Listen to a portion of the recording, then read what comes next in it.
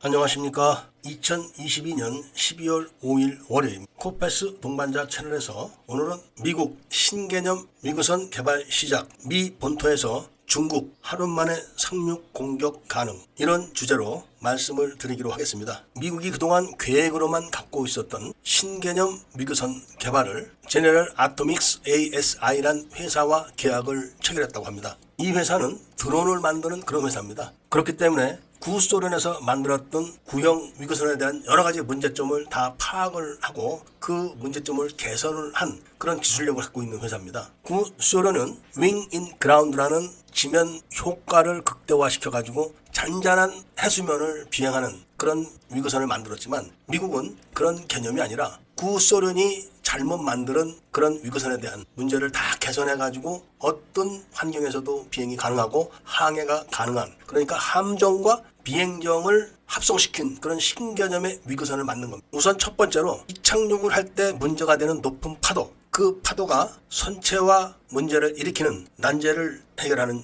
그런 기술과 저속에서 높은 양력을 만들어내는 그런 기술, 파도가 만들어내는 난기류 속에서 안정적으로 비행하는 기술, 이런 거를 다 극복을 했다고 합니다. 그러니까 그 선체를 실증적으로 지금 만드는 작업을 하는 겁니다. 그러면서 작전 효율을 높이기 위해서 꼭 바다 위만 비행을 하는 것이 아니라 필요할 때는 육지를 넘어가야 되는 그런 경우를 상정을 해가지고 10,000피트 이상, 그러니까 3km 정도 고도를 올라갈 수 있는 그런 비행 능력도 갖게 된다고 합니다. 그러니까 위구선과 비행정의 모든 장점을 합성시킨 새로운 개념의 위구선이 되는 겁니다. 이 위구선의 작전 능력은 바로 미 해병대가 보유하고 있는 차륜형 상륙 장갑차 2대를 탑재를 하고 그 탑승 인원과 승무원들을 위구선에 다 태울 수 있는 성능에다가 수일에서부터 일주일 정도를 해상에서 작전을 할 수 있는 능력까지 보유를 하게 된다고 합니다. 그러니까 이 위구선 한 대에는 미 해병대 1개 소대가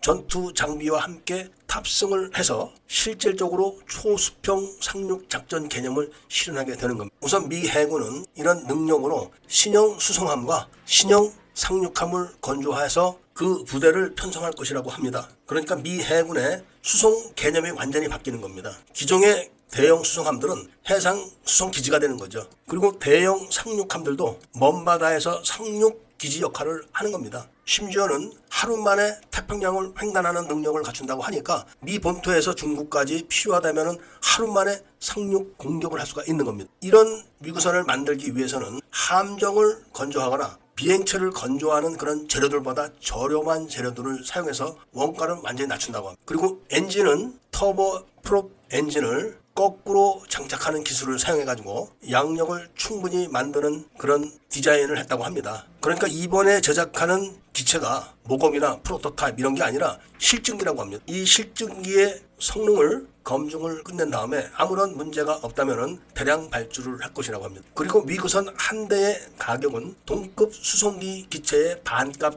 미만이라고 못을 박았습니다. 여기서 동급 수송기라고 이야기를 하는 것은 C-17 글로벌 수송기를 말하는 겁니다. 그리고 이 기체가 완성되면 생산은 다른 전문적인 생산 회사가 맡아서 할 것이고, 이 기체는 당연히 해군뿐이 아니라 공군과 육군, 해병대가 도입해서 사용하는 다목적 기체라고 합니다. 아직까지는 무장에 대한 계획은 없다고 하며 급유 균형에 대한 내용도 없다고 합니다. 이거를 요약을 한다면 비행장이 아닌 바다에서 이착륙을 해야 되고 90톤 이상의 화물을 실을 수가 있어야 되고 수주간 해상에서 작전을 할 수 있어야 하고 3km 상공에서 비행을 할 수가 있어야 된다. 우리나라에서 개발한 민간 위구선이 500m 정도까지 상승할 수 있다고 하니까 3km 정도까지 상승해서 비행을 한다는 것은 상당한 겁니다. 그야말로 비행정의 능력을 갖는 거죠. 우리나라는 민간 위구선에 대한 기술이 상당히 집적돼 있기 때문에 이 기술을 최대로 활용을 해서 무인 공격 위구정을 만들면 굉장히 효과가 높다고 판단이 됩니다. 미국처럼 3km까지는 아니더라도 1km 정도로만 비행이 가능하다면 해수면으로 침투를 하게 되면 레이더에 포착이 안 되고, 그리고 공격 개시선에서는 고도를 높여서 거의 시 스키밍 상태로